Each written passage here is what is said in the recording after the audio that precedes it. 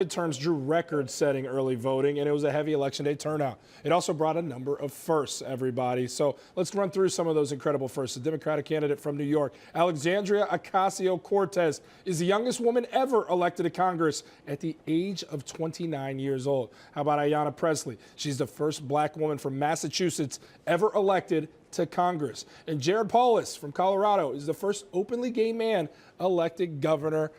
Incredible stuff right there. These aren't minor milestones. These are big-time milestones. So in our landscape, which can be very volatile, you can see very ugly vitriol on both sides. This is something universally to be embraced right Yes, here. this is so positive. More diversity. We love it so much. And I got to say, my home state where I was raised, Colorado coming through. Yes. I love it. It was like when I saw that, I was like, oh, there's no other openly gay governors. But I guess as, you know, the landscape of the world, you know, evolves, finally politics are catching up too. So I hope we see a lot more of this coming up. Yeah, absolutely. Yeah, the results really mixed last night with who's winning and who's losing. But this is something that we can all be happy about as Americans, that the population of who's running for office and who's in office is looking more like the general population that they're representing.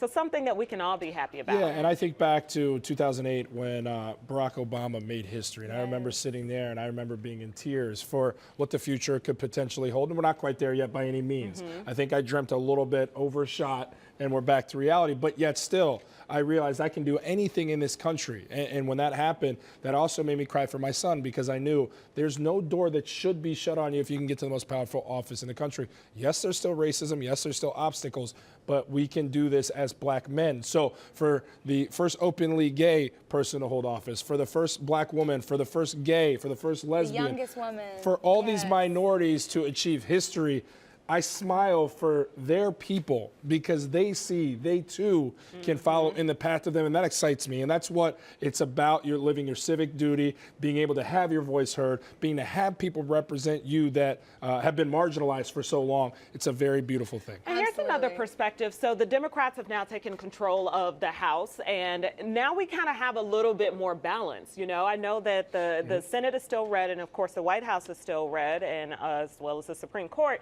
But it's supposed to be a system of checks and balances. So maybe it shouldn't all be one color either way, whether it be blue or red. And then just the whole idea, I think a lot of young people are moving away from that whole idea of a two-party system anyway. Please. We don't need to be voting, oh, just all Democrat or just all Republican. Absolutely. We all need to, which a lot of people don't do this, but we all need to be working to find the best candidate regardless of which party they're in. If we probably need to get rid of the entire party system. Great point. Let's do it. You a big John Stamos fan? He's Say cute. yes. He's She's cute. cute. Yes. Okay, she's big enough. So John Stamos was just on E's talk show, Busy Tonight, hosted by Busy Phillips. And he's been wanting to get something off his chest for a long time. I'm not quite sure why. You're going to have to take a listen. Trying to get you pregnant, we had, we had to do a thing, and we had to go to a fertility place, and I had to go give a sperm sample. And they said, if you need any stimulation or whatever, there's videos, and there's this TV here, and just turn the thing. So the TV, so I said, well, all right. I turn the TV on, and it's on Fuller House, comes on. My hand to God. And I'm like, if I'm going to masturbate to myself, it's going to be my old self, not the new.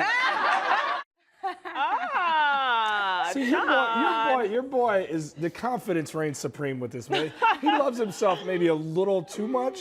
Oh, there's no such thing. But I will say that was a Pleasure little... himself to himself? Here's why it's awkward. Like, he has to think about the audience that was watching him then and now. So not only is there, like, people who are a really big fan of him, like, I think it was this younger generation, the people who are now in their 20s, 30s, maybe early 40s. So we kind of look at you a little bit like the older uncle on the show, Uncle Jesse, you know? So it's not like, oh, we just see you as this young hunk. Have mercy. There you go. Jesse. It's just, if you look at his level of confidence, awkward. where this is a guy who's pleasured himself to looking at himself, to my confidence, where sexy time includes the lights have to be off, we're on completely different ends of the spectrum right now. I hope one day to be like Uncle Jesse right there. Is that your goal? That is my goal, to be like Uncle Jesse one day This is in a fertility clinic. Yes. is. Also, he looks the same as he did back then. He's a man silver has fox barely now. aged. He Yeah, has some he's gray sexy. streaks. I'll give it to him. He does look good. I don't blame him. It's He weird, does, but he I don't does look blame good. him. Hey, all right, well, he's not a friend of the show. Bob Saget is.